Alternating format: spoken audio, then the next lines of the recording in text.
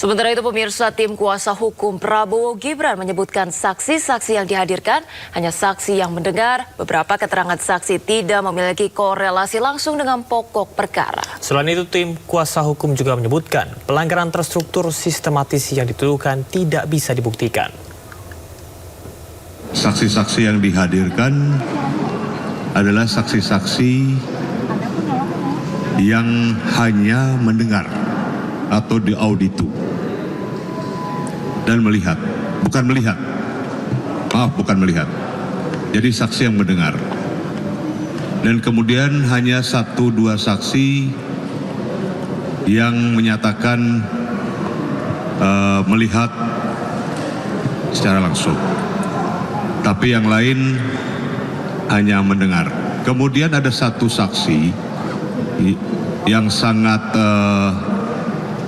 viral selama ini, seorang ibu Indah namanya, saksi itu, yang menyatakan bahwa ada aparat yang mengintimidasi kader dari saksi tersebut.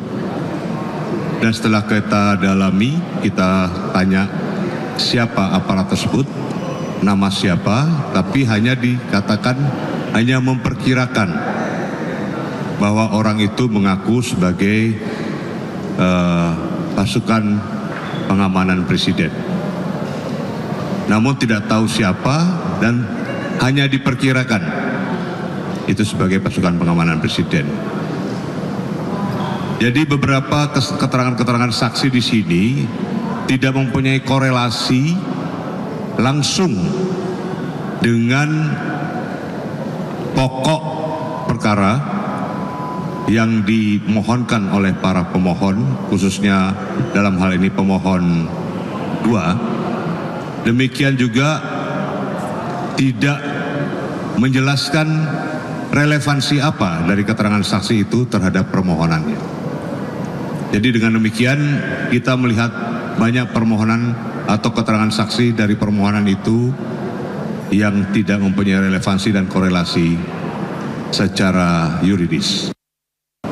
Kalau yang selama ini didalilkan oleh para pemohon, khususnya pemohon 2, bahwa mereka akan membuktikan terjadinya pelanggaran TSM, terstruktur, sistematik, masif, dengan hanya menghadirkan 7 orang saksi, dia tidak bisa membuktikan apa-apa. Ya. Masif itu kalau di pilkada itu setengah dari kecamatan yang ada di kabupaten kota. Kalau terjadi itu, maka terbukti ada pelanggaran secara TSM. Tapi dalam kasus Pilpres, daerah pemilihannya kan 38 provinsi. Sementara yang terjadi ini, tadi di 1 desa di Kabupaten Pandeglang, di 1 tempat di Gunung Kidul, di 1 tempat di mana tadi Jawa yang ibu-ibu itu? Gunung Kidul. Nah, jadi sebenarnya kalaupun itu ada, sama sekali tidak menunjukkan bahwa telah terjadi satu pelanggaran secara terstruktur, sistematik dan masif di seluruh wilayah Indonesia.